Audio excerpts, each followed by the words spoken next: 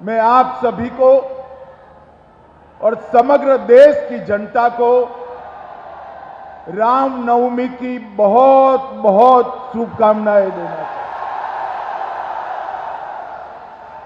हूं। और मुझे पूरा विश्वास है कि अगली रामनवमी में प्रभु श्री राम अपने भव्य मंदिर के अंदर अयोध्या में विराजित हो। नमस्कार दोस्तों, जय हिंद, जय Shri Ram. Welcome to after morning news channel. Home minister Amit Shah Uttarakhand पहुंचे तो अयोध्या के निर्माणाधीन राम मंदिर को लेकर बड़ा बयान दिया है। उन्होंने साफ साफ कहा कि अगली रामनवमी में रामलला अस्थायी मंदिर में नहीं होंगे। यहाँ अगले रामनवमी तक रामलला अपने मंदिर में विराजमान होंगे। हर किसी ने बहुत लंबा इंतजार किया कि रामलला के मंदिर में प्रभु राम जब विराजमान होंगे तो वहाँ जाके दर्शन कर पाएंगे।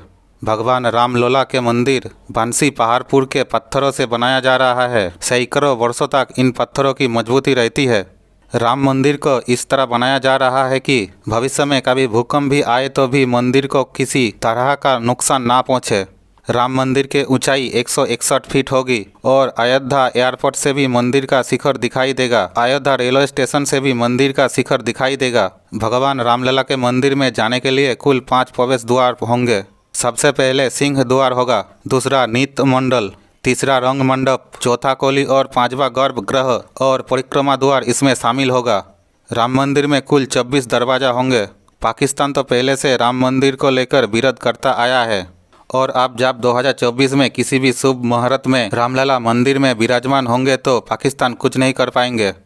एज ए मुस्लिम तो ऑब्वियसली बात है, मैं सहमत नहीं होऊंगा, लेकिन as a person, as a nationalist of Pakistan, जिस तरह हमारी नेशन में कुछ भी हो जो बेशक हिंदुओं को वो अच्छा ना लगे, लेकिन वो होगा, जाहिर सी बात है, वो हमारे कॉन्स्टिट्यूशन के अंडर रहेगा, हम जो चाहें कर सकते हैं। लेकिन इसी तरह वो अपने मस्जिद के साथ जो भी करना चाह रहे हैं तो क्या कहते हैं, हम उसे कुछ रोक नहीं सकते। वो उनका अपना मर्जी, उनकी कॉन्स्टिट्यूशन है, वो जो चाहे कर सकते हैं। आई डोंट नो, मतलब कि क्या ये मोदी जी की हुकूमत से और क्या हमारे पाकिस्तानी एक्सपेक्ट कर रहे थे। लेकिन ऑफ कोर्स एज ए मुस्लिम तो सेंटिमेंट सबके हर्ट हुए, चाहे वो कहीं का भी मुस्लिम हो, वो इंडियन हो, वो पाकिस्तानी हो या वो किसी और कंट्री में भी रहता हो। Of course they are hurt by it. और ये कोई मेरिट पे फैसला तो ऑफ कोर्स हो ही नहीं सकता, क्योंकि कहीं ना कहीं मोदी जी की गवर्नमेंट ने इसको इन्फ्लुएंस किया है। मैं इस फैसले को इस नज़र से देखती हूँ, एक तो मैं इससे सेटिस्फाई नहीं हूँ। दूसरा ये कि जहाँ आपने मस्जिद तोड़ी, मुसलमानों की मतलब कि एक वो है इबादत गाह है, उसको तोड़ा, आप उस जगह मुसलमानों के लिए ही बनाएं। अब जैसे पाकिस्तान में किसी ऐसी मंदिर की जगह मंदिर तोड़ा जाए, उसकी जगह हम लोग कभी भी मस्जिद नहीं बनाएंगे, हम मंदिर ही बनाएंगे और हम उनको बल्कि रेनोवेट करके अच्छे तरीके से बनाएंगे। तो वहीं पे मस्जिद ही बननी चाहिए। मैं ये सोचता हूँ कि ये जो वहाँ पे बीजेपी की हुकूमत आई है, वो मंशूर ये लेके आई है कि हमने मुसलमानों को दबाना है और हिंदुओं को आगे लेके आना है। तो ये तो उनके मंशूर का हिस्सा था और ये तो एक ना एक दिन होना था। वहाँ पे हम देख रहे थे किस तरह मॉब लिंचिंग्स हो रही हैं मुसलमानों की, और वहाँ पे सिर्फ मुसलमान ही नहीं, जो यहाँ पे क्रिश्चियंस हैं, जो वहाँ पे सिख हैं, तो वो तमाम अक़लियतें वो बीजेपी और मोदी की हुकूमत के आने के बाद उनकी नफ़रत और तासुब का शिकार हैं। तो ये सिर्फ उनके कंटिन्यूएंस है और आगे ये मज़ीद बढ़ेगा इससे ज़्यादा। मैं इस फैसले से पहले तो सेटिस्फाइड नहीं हूँ और भारत की हर अदालत में एक मोदी बैठा हुआ है।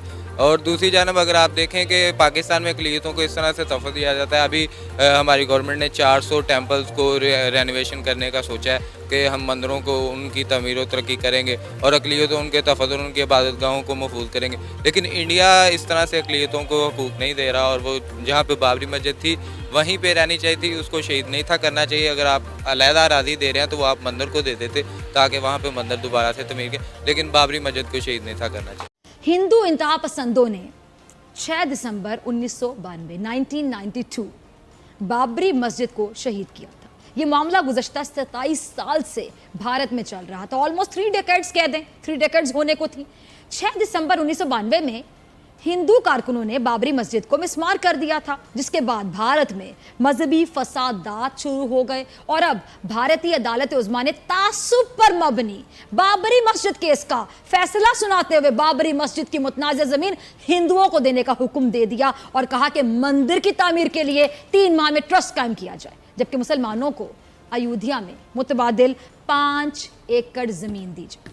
भारत की सरजमीन पर रहने वाले मुसलमानों को एक बार फिर क्या यह वाज़ेह पैगाम नहीं दिया गया कि भारत सिर्फ और सिर्फ इंतहा पसंद हिंदुओं का है? दो ममालिक पाकिस्तान और भारत, दो फैसले, एक यहां एक वहां, एक रोशन फैसला करतारपुर वाला और बाबरी मस्जिद वाला तारीख फैसला। एक फैसले ने वाज़ेह कर दिया कि पाकिस्तान सबका है, पाकिस्तान सबके लिए महफूज है, पाकिस्तान सबके लिए है, पाकिस्तान सबके लिए बराबर है, पाकिस्तान हर पाकिस्तानी का है, चाहे उसका कोई भी मजहब हो। पाकिस्तान अमन चाहता है, पाकिस्तान कायद का पाकिस्तान है। और एक वो फैसला जो भारत की सरजमीन पर किया गया, जिस फैसले में मुसलमानों से उनकी अपनी जमीन तक छीन ली गई, एक वो फैसला जिसने एक बार फिर भारतीय मुसलमानों पर यह बात अया कर दी कि तकसीम के वक्त उनका भारत में रहने का फैसला, भारत का साथ देने का फैसला कितना गलत था। आज वो लोग जिनके आबाओ-अजदाद ने पाकिस्तान बनने तक की मुखालफत की थी और वो लोग भारत को ही अपना मान बैठे, सोचते जरूर होंगे, नादिम जरूर होंगे, शर्मिंदा होंगे कि वो ऐसे मुल्क में रहते हैं जहां उनको सांस लेने से पहले भी सोचना पड़ता है कि सांस लें या ना लें। उनको खाने से पहले भी सोचना पड़ता है कि ऐसा खाना ना खा लें जिसकी वजह से वो मौत के मुंह में चले जाएं। वो ऐसे मुल्क में रहते हैं, भारत में, जहां वो त्योहार मनाने से पहले डरते हैं, ईद की नमाज पढ़ने से पहले डरते हैं। कुछ फैसले, कुछ इक़दामात होते ही ऐसे हैं नाज़रीन, जिन पर इंसान को शर्मिंदगी ही होती है। लेकिन जब कहते हैं ना कि तीर कमान से आता है तो फिर बहुत देर हो जाती है, फिर कुछ नहीं हो सकता। और एक तरफ मेरे मुल्क में अक़लियतों के लिए हुकूक को यकीनी बनाने के लिए इक़दामात उठाए जा रहे हैं, एक तरफ मेरे मुल्क की तारीफ सरहद पार से आने वाले सिख कर रहे हैं, आपने सुनी, अपने कानों से देखा, तो दूसरी जानिब मेरे ही मुल्क को शायद किसी की नजर लग गई। एक ऐसा एहतजाज जो मुल्क के हर तबके के लिए ना सिर्फ दर्द सर बनता जा रहा है बल्कि अब मुश्तिल भी होता जा रहा है। एक ऐसा एहतजाज जो जमहूरियत के नाम पर किया जा रहा है, सियासत के नाम पर किया जा रहा है, अब उसका रुख तब्दील होता हुआ दिखाई दे रहा है, अब उसमें शिद्दत आ रही है।